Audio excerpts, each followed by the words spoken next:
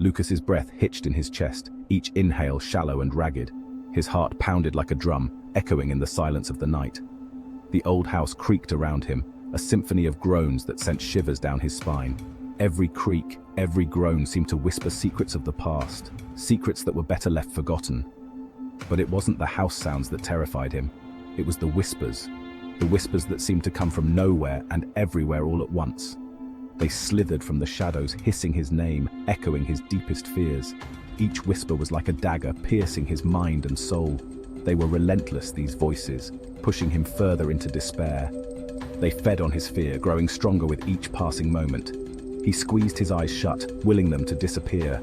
He tried to block out the sounds, the whispers, the fear that threatened to consume him. Lucas. Lucas? The voice was soft, gentle, a stark contrast to the harsh whispers that tormented him.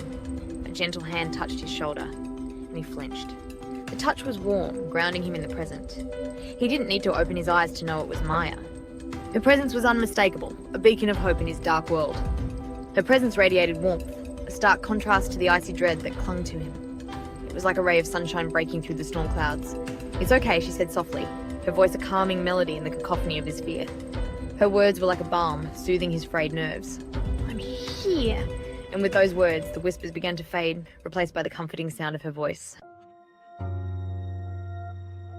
He didn't understand.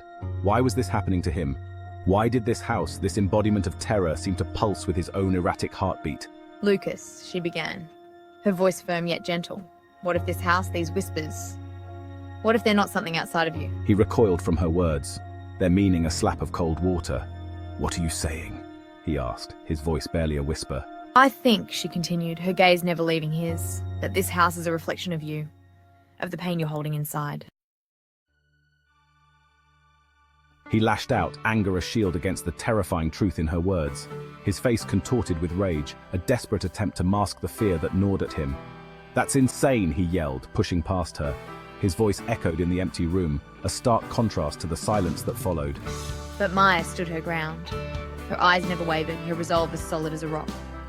"Why are you doing this?" he cried, his voice cracking. Tears streamed down his face, betraying the vulnerability he tried so hard to hide. "Why do you even care?" His words were a plea, a desperate search for understanding. She looked at him then, her eyes filled with a compassion that disarmed him. Her gaze was steady, unwavering, and full of empathy. "Because you matter, Lucas," she said simply. Her voice was soft, yet it carried the weight of her sincerity. "And because I know you're in pain." Her words were a balm, soothing the raw wounds of his soul. Her words pierced through the armor he had so carefully constructed, breaking down the walls he had built around his heart, reaching the scared, lonely boy within. The boy who had been hiding for so long, afraid to come out. He wanted to deny it, to cling to his anger, to the only emotion that had kept him safe. But the truth was a tidal wave pulling him under. It was relentless, washing away his defenses, leaving him exposed and vulnerable.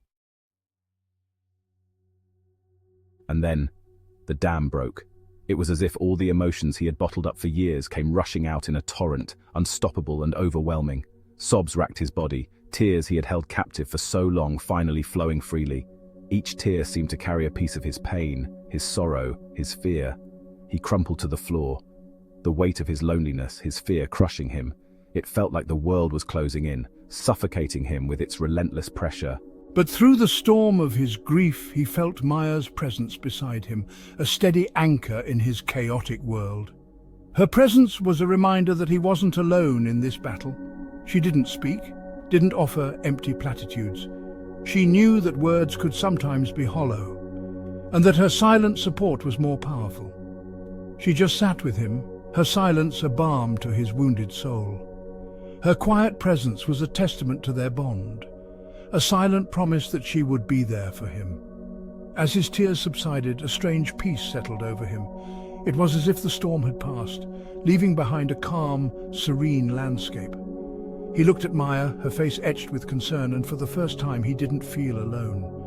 Her concern was genuine, her support unwavering. He realized the truth in her words. The house, the whispers, they were reflections of his own internal struggle. They were manifestations of his inner turmoil, his unresolved pain. And maybe, just maybe, by facing them, he could finally begin to heal. With Maya by his side, he felt a glimmer of hope, a possibility of a brighter future.